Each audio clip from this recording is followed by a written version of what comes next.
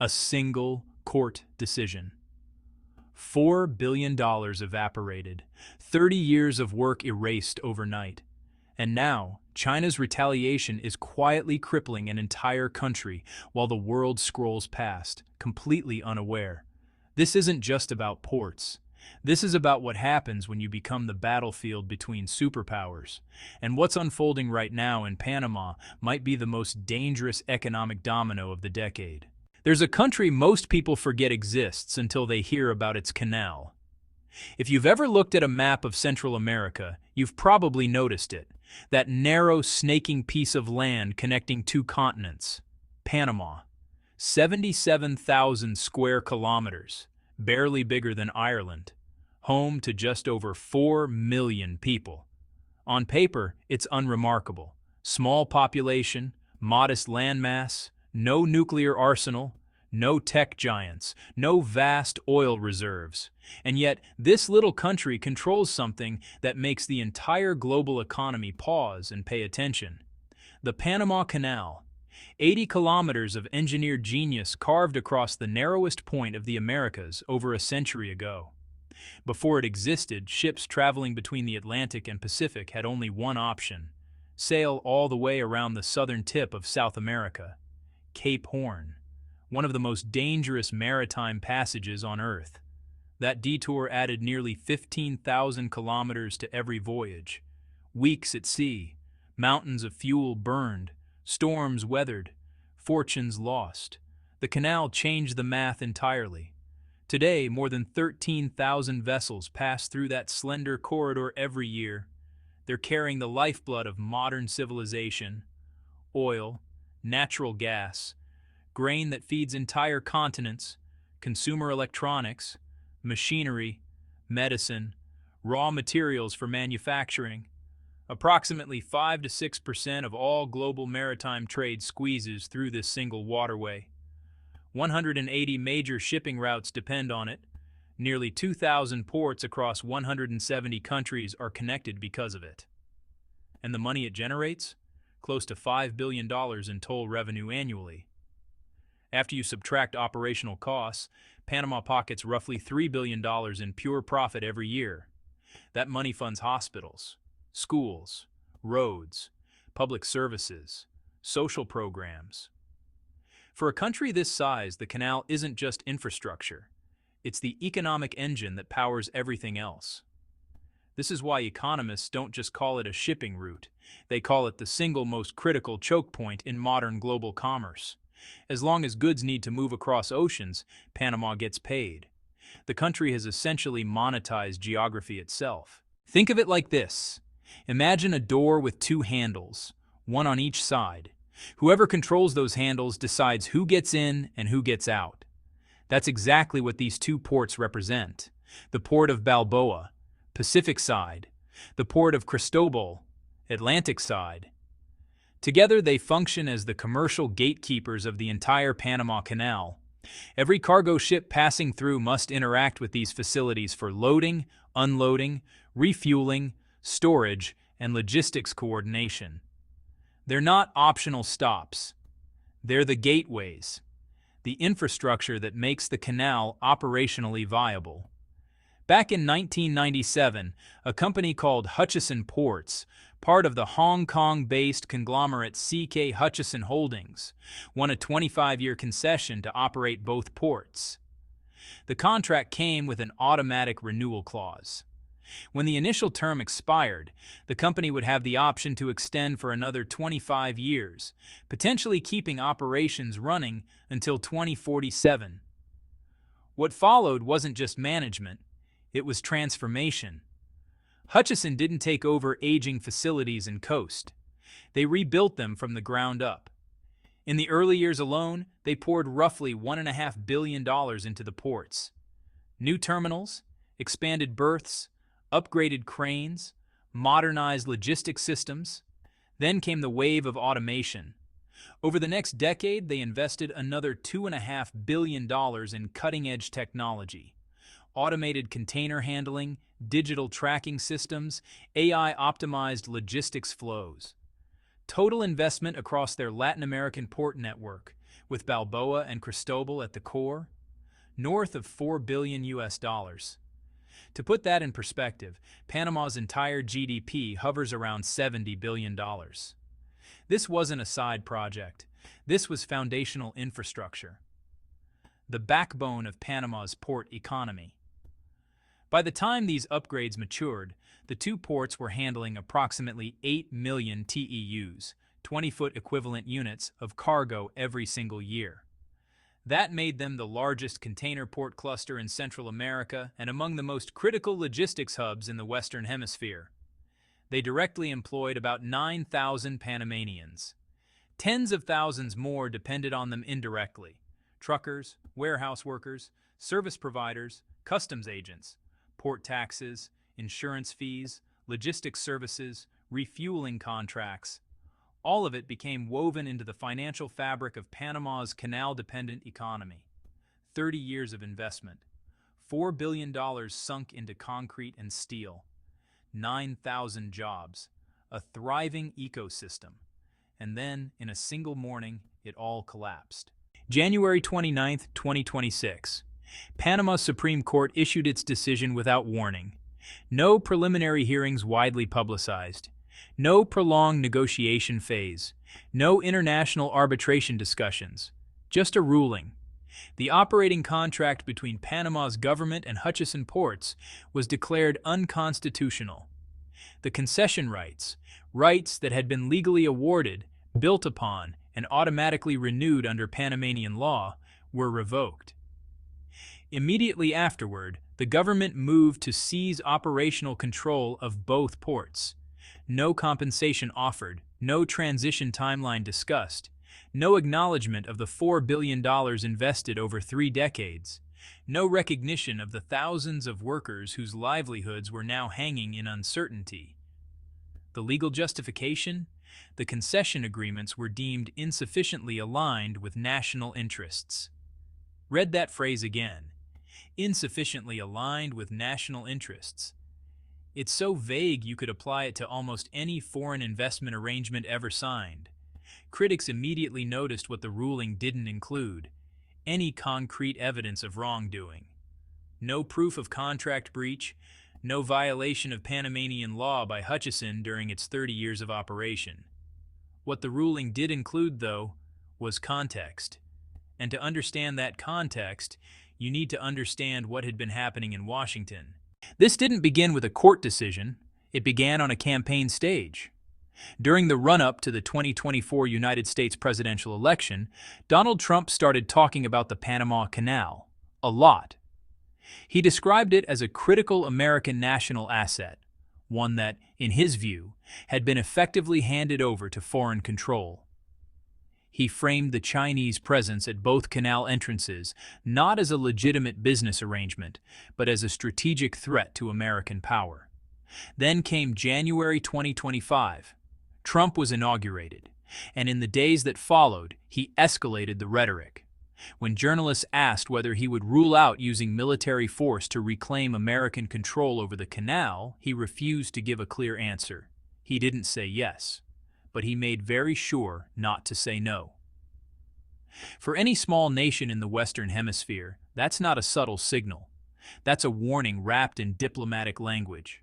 Trump's argument had a clear strategic logic, and his administration didn't hide it. If the United States controlled the Panama Canal and its surrounding port facilities, the U.S. Navy's Atlantic and Pacific fleets could reinforce each other through the shortest possible route. That's not just convenient. In any serious geopolitical confrontation, that's a massive military advantage, a force multiplier. And beyond military calculations, there's the economic angle. Whoever controls the canal controls a vital artery of global commerce at precisely the moment when U.S.-China competition is reshaping the entire world economy. Washington didn't stop at speeches. According to multiple reports, the Trump administration applied sustained behind-the-scenes pressure on Panama throughout late 2025 and into early 2026. One visible example came in the form of sanctions enforcement.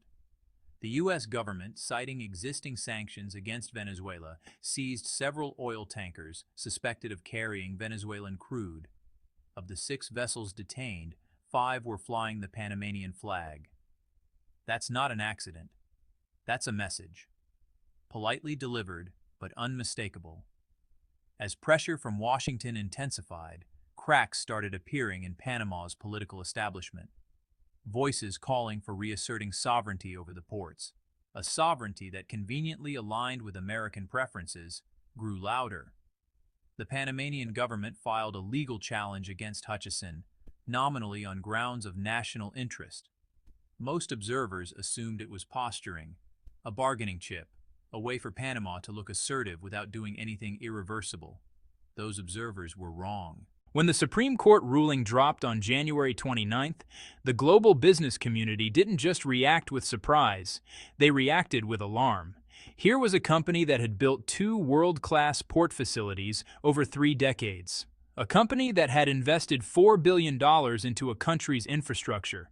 A company that had created thousands of jobs and operated within the bounds of a legally binding contract. One that included automatic renewal provisions explicitly written into Panamanian law. And that contract was simply declared void. No arbitration process. No graduated transition period. No compensation negotiations. The message it sent to every foreign investor operating in emerging markets was chilling. No contract is truly safe if the political winds shift. If Panama thought revoking Hutchison's concession would be a clean transaction, something that could be quietly executed and buried under diplomatic niceties, what happened next shattered that illusion entirely. Because China wasn't going to absorb this quietly. China's response didn't come in the form of a furious press conference or a dramatic declaration of economic war.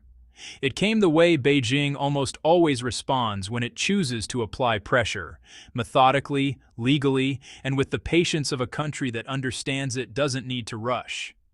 The first move was swift, but surgical. Beijing instructed state-linked enterprises to suspend all active negotiations with Panamanian counterparts. Any project still under discussion, port logistics, energy infrastructure, urban development, industrial construction, was immediately frozen. No new signatures, no fresh commitments, no capital flows. This wasn't a sanction. It violated no international trade rules. It broke no existing agreements. It was simply a pause. And yet, the impact was immediate. Panama's economic development pipeline depends heavily on Chinese investment. Most of the projects caught in this freeze were concentrated in sectors Panama desperately needs: port-related logistics to diversify beyond the canal, energy infrastructure to reduce import dependence, physical construction to modernize aging systems. These aren't luxury upgrades. These are the building blocks of Panama's economic future. Every week of delay means delayed returns. Every suspended negotiation means a project that doesn't get built on schedule, workers who don't get hired, tax revenues that don't materialize. For a small economy with limited alternatives, these delays compound quickly. According to assessments that emerged afterward, China's decision to freeze project negotiations has placed tens of billions of dollars of potential investment into limbo. Not lost, not yet, but suspended, waiting.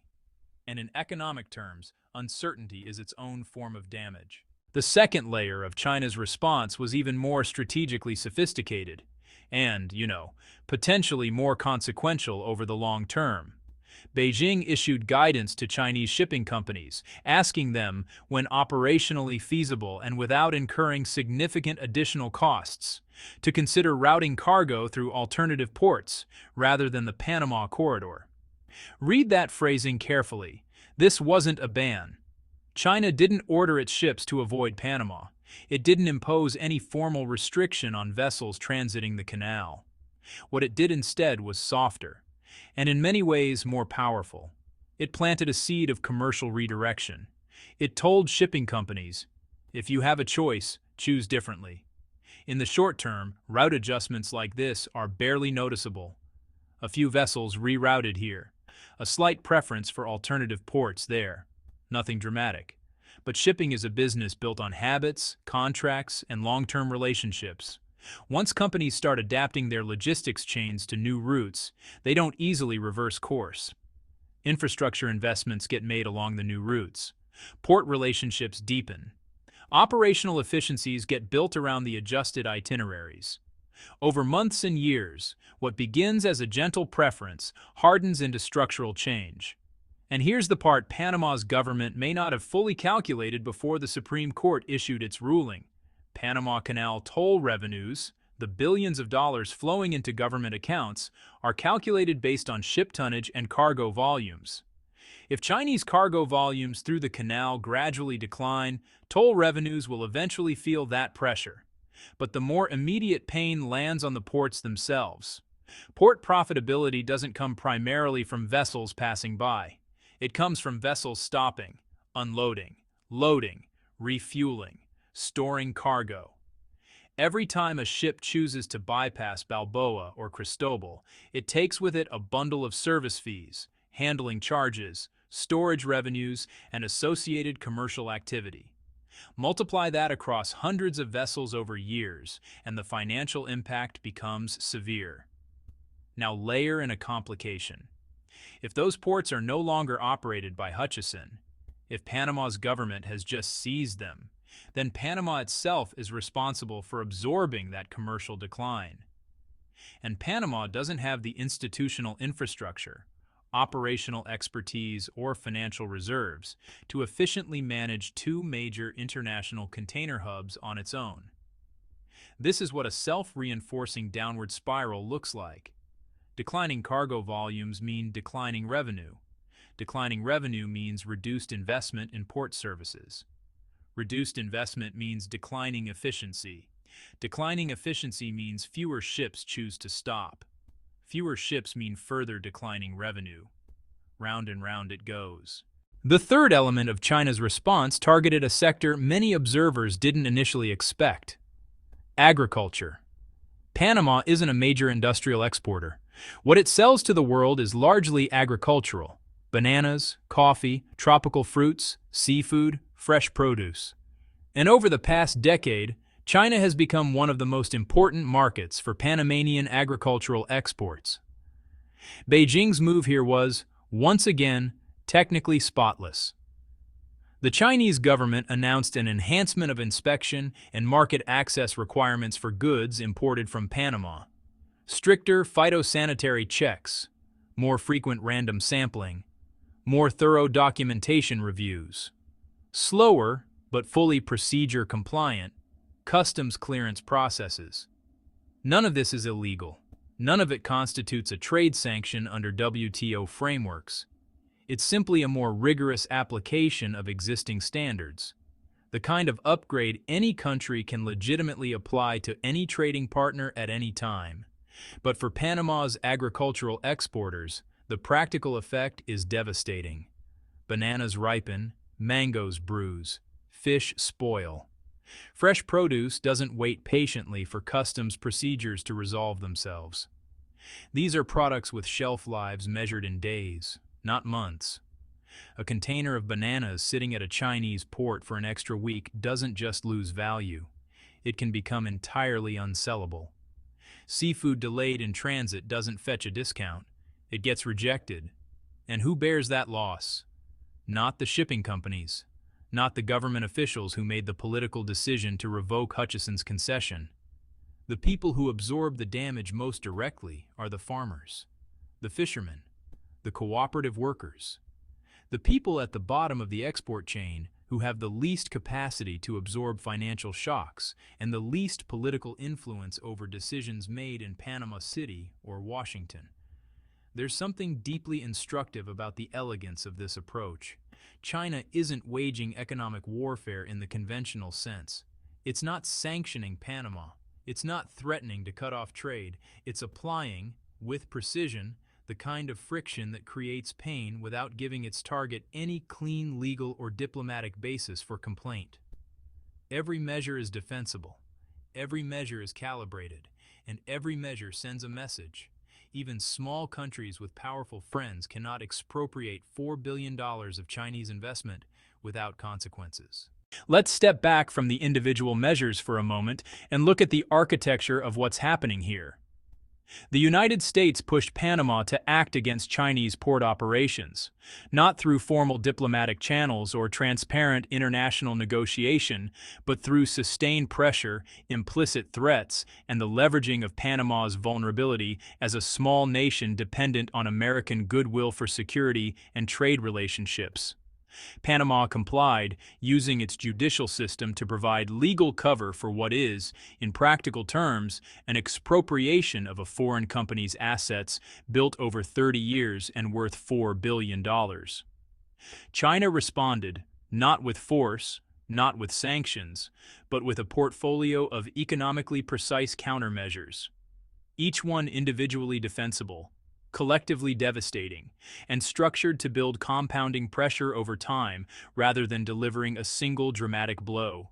And sitting in the middle of all this, the Panamanian population, farmers, port workers, logistics employees, small business owners, people who had no vote in any of this, but who will bear the consequences of decisions made in boardrooms and presidential palaces far above their pay grade. This is the texture of 21st century great power competition.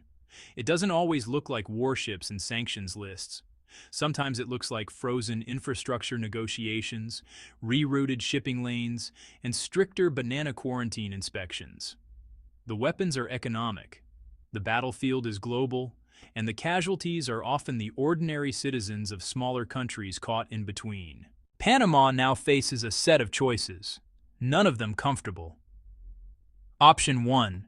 Hold the position, maintain the court ruling, proceed with the seizure of port operations, absorb the economic pressure from China while hoping that U.S. support, in whatever form it takes, compensates for what's lost.